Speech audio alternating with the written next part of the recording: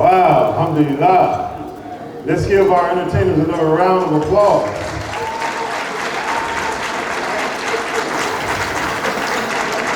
See, y'all didn't have to wait till halftime. See, we started it off. Alhamdulillah. At this point, I'm going to call Imam Alfred up, and he's going to introduce our president to the Mosque. Imam Alfred.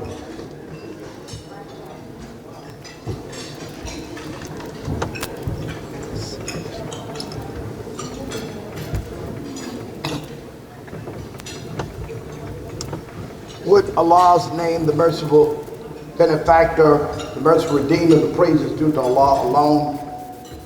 To Imam Deen Mohammed, the Secretary General of the United States Conference of Muslim Organizations, and to you honorable and most noble guests, we welcome you to the 30th anniversary of the Mosque Convention.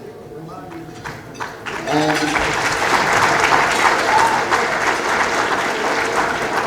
I'm trying to control my soul because I'm thinking of 400 years ago and maybe 10 days, the African slaves brought from Muslim lands were brought here. But I can tell you this for a certainty. Allah has rewarded us. He rewarded us with a leader teaching guide with Imam Deen Mohammed that opened in America, February 26, 1975, and said the dead must rise. I bear witness to Almighty God that the dead has risen, and the work is continuing. And as Imam Deen Mohammed put forth a ministry to serve first the ex-slaves, like to serve all people, he didn't stop. He went to Springfield, Illinois, the place where President Obama announced his candidacy, the place where Lincoln announced his candidacy, the state capital of Illinois, and made Imam Deen Mohammed, didn't say Wallace, Imam Deen Mohammed to be the president of the Mosque. And ladies and gentlemen, brothers and sisters, join me in welcoming the president and leader of the Mosque. Assalamu alaikum. Brother Imam.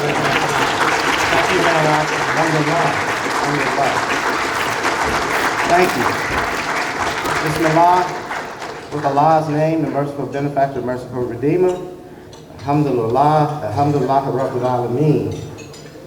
This is all of our achievement. There's no way I can accept responsibility or too many praises for the success of this 30-year legacy, because I was just a little boy like my 10-year-old son sitting over there when Imam Mohammed came into the leadership of the community of the former Nation of Islam, and he became the leader of the world community of Islam in the West and brought us to this point. And it's been over 10 years now, about 10 years since his passing. And I remember one of the most memorable statements he left us with. You know, he had lost a few pounds, he was still working out healthy. He looked beautiful like many of you all are. And I ain't gonna say your age here, but he was about some of you all's age. He was old enough to be many of these pioneers that are in this room, to be your fathers, you know? And many of you have regarded him as a man that was like a surrogate father for you. But he asked before his passing that we give him a good future. And I believe tonight represents the good future that he was asking us for. And so congratulations to all of us for a successful Mosque 30th anniversary Muslim convention. Alhamdulillah. And we have a great program tonight, so I'm not gonna stay up here any longer. And I'm gonna ask Brother Mohammed to continue our program. Thank you. Enjoy. Assalamu alaikum.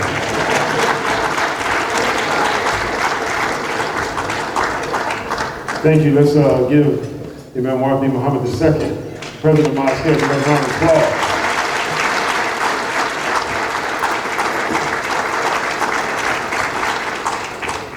And once again, my name is Brother Mohammed, Imam Mohammed II, and I am one of the hosts of tonight's Banquet dinner, and my co-host is Sister Sophia Sharif. She's here.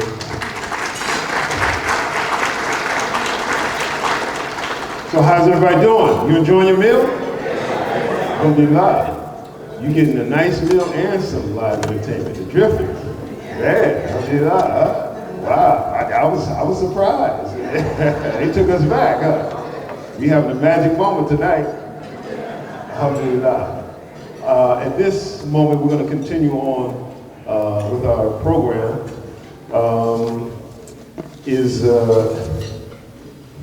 our keynote speaker. Let's see. Imam Hamid Abdullah. Oh, he is here. Okay, yes, sir. Yes, sir.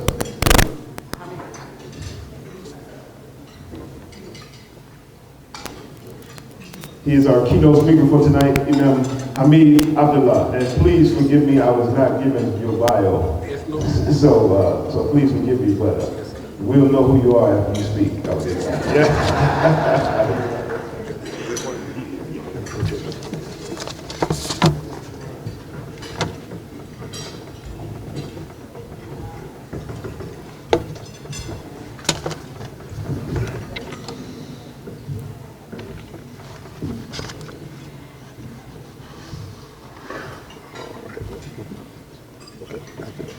Assalamu alaikum. Bismillahir Rahmanir Rahim. Alhamdulillahi Rabbil Alameen. Ashhadu an la ilaha illallah wa ashhadu anna Muhammadan Rasulullah. With the name of Allah, the merciful benefactor, the merciful redeemer. All praise is due to Allah, the cherisher and sustainer of all the world. I witness that there is no God but Allah, and I witness that Mohammed sallallahu alayhi wasallam is his servant and his messenger. All praise is due to Allah for this day. This is a beautiful day.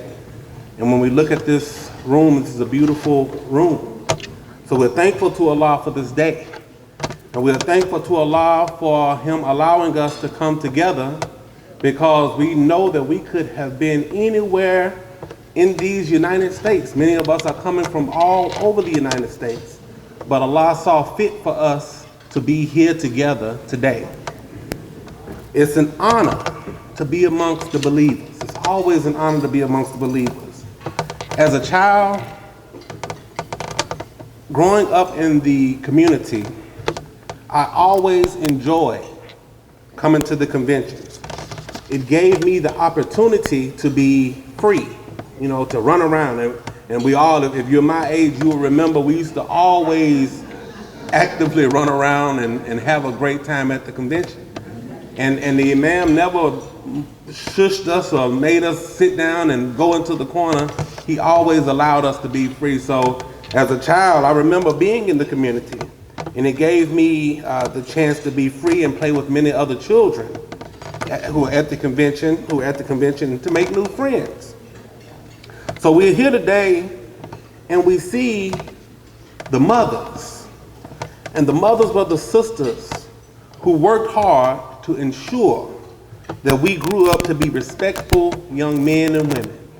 And when we see you here today, and when we love to see you here, and we see our fathers.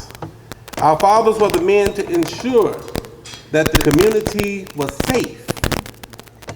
And every community that we would go to, we saw our fathers out there, and they ensured that this was a safe community. And we see our friends, the young girls and boys that we met in the past that are today mothers and fathers themselves. It does my heart good to see what I consider my family. You all I consider my family. And it's a reminder of a great family reunion. That's right. Yes, sir.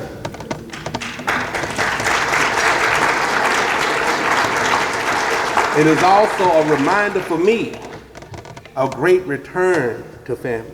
So today we want to speak briefly about our great return. We want to speak about the return of life, community life. I'm reminded of a surah in the Quran, Surah Al-Baqarah, Surah 2, verse 260. And it says, and when Abraham said, "My Lord, show me how you give life to the dead," Allah said, "What? And do you not believe?" He said, "Yes. But to satisfy my own curiosity, or to satisfy my own heart," he said, "then take 4 birds. Take 4 birds and train them to follow you. And then place them on every mountain. Then call them, and they will come to you flying. And know that Allah is mighty and wise." When we carefully examine that verse in the Quran, we find that Allah gives us the answers. He gives us the answers to all of our problems, both personal and community. And our Imam Deen Mohammed, he was wise in saying that on more than one occasion that dawah and education should be what? Our number one priority. We hear that so often. We know that when we educate a person, we know that when we educate young people and old people, young people and younger people, that it inclines them to us. It inclines them to us. So who is it that educated this community? We know that in the beginning, the Honorable Elijah Muhammad, he began to gather people. And he gathered them from far and wide. And he educated his son. And he gave him a good Clara Muhammad, or University of Islam education, but he also introduced so many other people to him. And when the time was right, we find that it was Imam Deen Mohammed that educated us and that educated this community.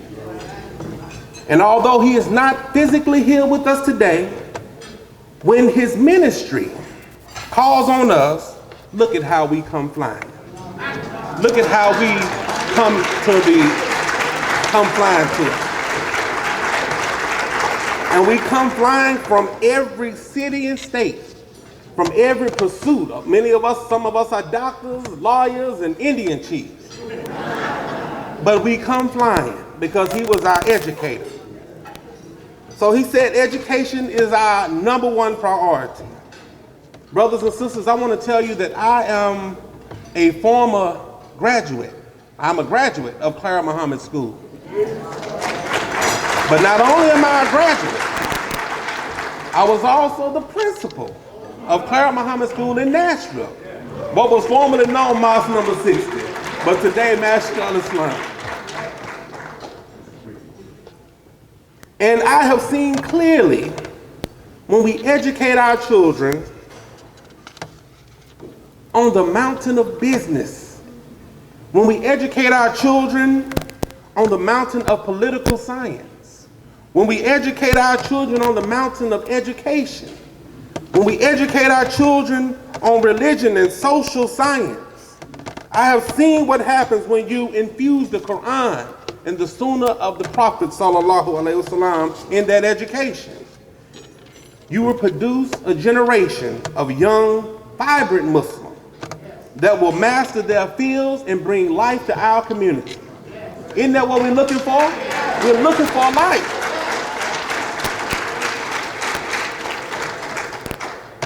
So when you call them back into service, they'll come flying just like the birds on those mountains, thus creating life. All praise is due to Allah. Dear brothers and sisters, we're living in really, really good, promising times. Yes, sir, we're living in great times. And there are so many things that are happening right here in our community. And we also know that we have our struggles, and that's okay, because we know that Allah is with us. As far as I can remember, even when times were bad, Allah is with us. And Allah tells us, with every difficulty, there's ease. But things are nowhere as hard as it is or as it used to be. You know, we come from a time where we had people like Frederick Douglass and the things that they dealt with. We come from a time where we had people like Marcus Garvey and the Honorable Elijah Muhammad and the people that come before us, all the things that they dealt with, we're not having to deal with in that particular way. So things are getting better. We're living in 2019, and as the Imam said earlier, this marks the 400th year.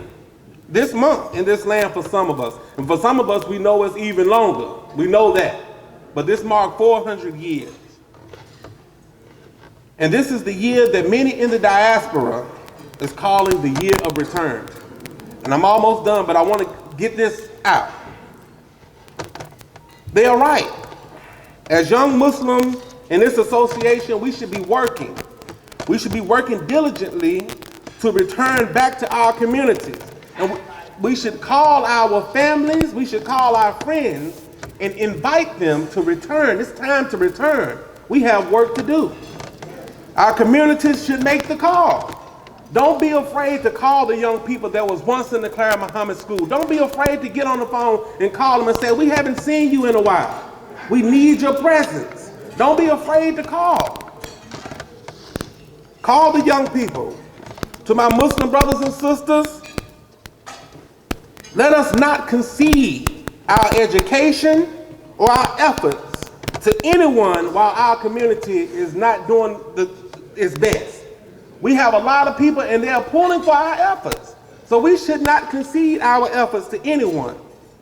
This is not what our Imam taught us. In fact, if I remember correctly, that was a convention theme that said we cannot stop now. Do you remember that? We cannot stop now. And Imam Mohammed, he gave us what I like to call oil and not milk.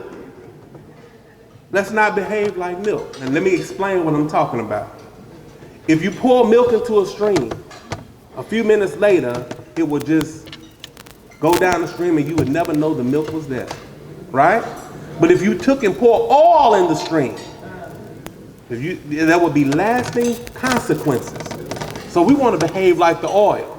You pour us in the stream, that's okay. But there are going to be lasting consequences. What are the consequences? The consequences are going to be good. And we're going to do good everywhere we go. And when we grow old and pass, we should pass a legacy of good so our children can do good everywhere they go. So this is what the Imam gave us. To my young Muslim family, and to those that are young at heart, I want us to know, and I'm saying this from my heart, I want us to know that our mothers and our fathers have done a wonderful job. You all have done a wonderful job. And it makes me feel good here.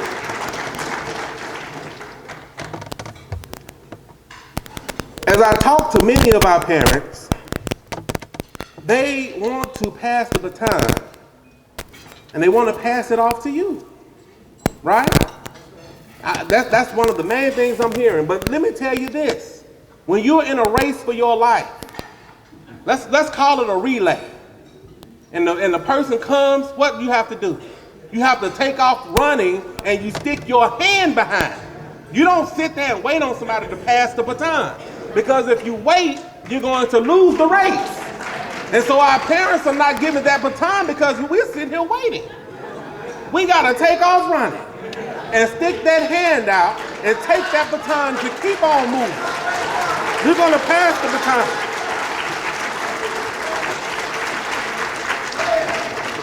The time is coming when we, the students of the Clara Muhammad, must stand up and take our place.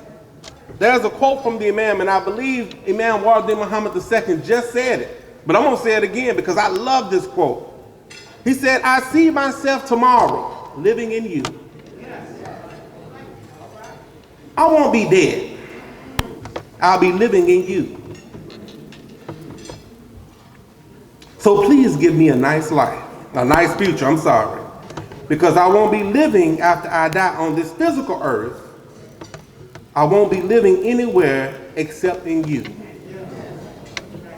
So when I ask myself all the time, am I satisfied with the life that I'm giving my Imam? Am I satisfied? Am I doing enough to build my community? See, a lot of times we focus on national, but when we leave here, we go home to a community as well. Am I doing enough to build my community? Am I supporting what my Imam supported? These are the questions we all have to ask ourselves. I want to invite all of us to ask that question. Because if the answer is no, then we know we can do better and that we should do better. If we want our Imam to have a good life, then I beg of you, support the Mosque.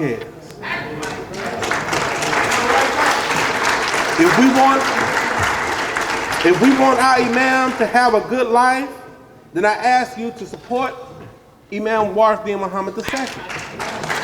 Now let me tell you why I say that. And like I say, I'm done, Brother Imam. But in a class that I had, one of my doctors, he would say, we should be like yeast. And he said, each grain of yeast don't know if the other grains are going to do its job, but it knows it's going to do its job. So I don't know if anybody else is going to do that job. Imam Muhammad II, he don't know if anybody else is going to do his job. But we know that we're going to do our job. And we're asking that everybody treat themselves like that grain of yeast. You do your work and stay on the path, and Allah is going to bless us. We ask of you, as we go forward, to support the Clara Muhammad schools. You know, we used to have a lot of them, right? We had over 45, and some say more than that. And now we have come down to a small number. It's time to expand. It's time to grow again, and the time is here.